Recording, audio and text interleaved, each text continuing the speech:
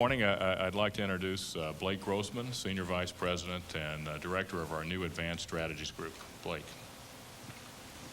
Thank you, and thank you, Jeff. What I'm going to be addressing is something of a new topic for us here in the conference or the colloquium, at least in terms of really spending a whole session on it.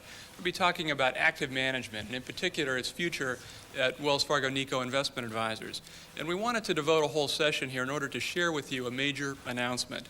In fact, an announcement that is so bold and some would say even shocking, we think it'll be capturing headlines throughout the financial press. We're happy to report that that's right, Wells Fargo is going active, and we want to share with you a confession. Like its cousin Beta, we find that Alpha is in fact alive and well and living in San Francisco. We're not going to be having an announcement with that kind of shock value today. As really most of you know, it would be at least misleading to make that kind of announcement, to say that we're going active. As most of our clients know, the reality is that active strategies have long been a key component of our business success. If we define active as being those strategies that seek to deliver above-index returns, in fact, we've been active in managing an array of those for really as long as we've been managing index funds. And in total, these currently constitute about $17 billion of our assets under management and contribute actually nearly 50% of our revenues.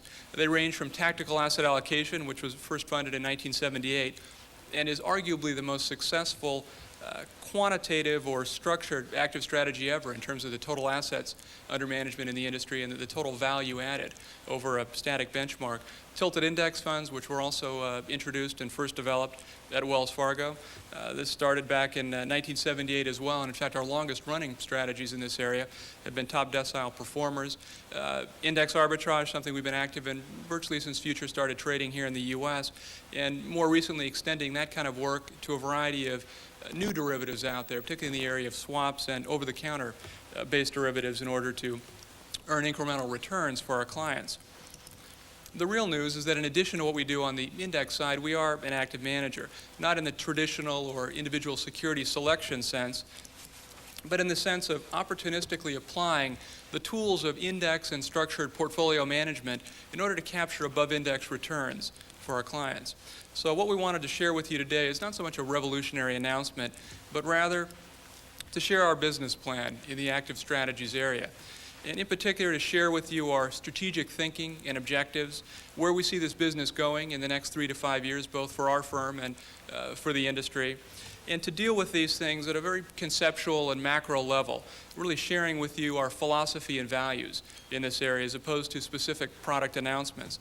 The motivation is to solicit your feedback and your intellectual contributions, which have been so important to us throughout everything we've done, really, and all of the active strategies we have now rest either directly or quite squarely on contributions from our clients.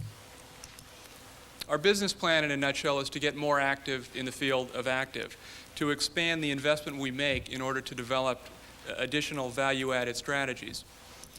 And we formed a new business unit or a group in the company to spearhead the work in this area.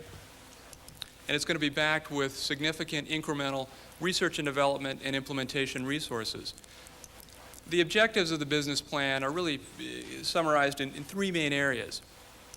The first is to allow us to continue to innovate next-generation investment strategies, strategies that we think and hope will help define successful active management in the 90s. And we use next generation here in a true sense in that we think, as we'll be sharing with you today, that in many ways we're really at a generational crossing point for the active management industry and really the investment management industry in general.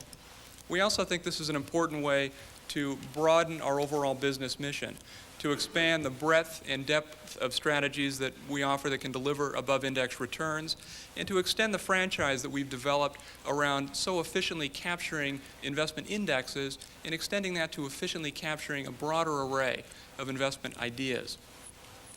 And finally, that it's an important way for us to continue to evolve and improve on our indexing ability and acumen. Certainly the better understanding of risk, return, and implementation techniques that we can gather out there, all the better tool set that we'll have to apply to indexing applications. There's certainly many examples of this.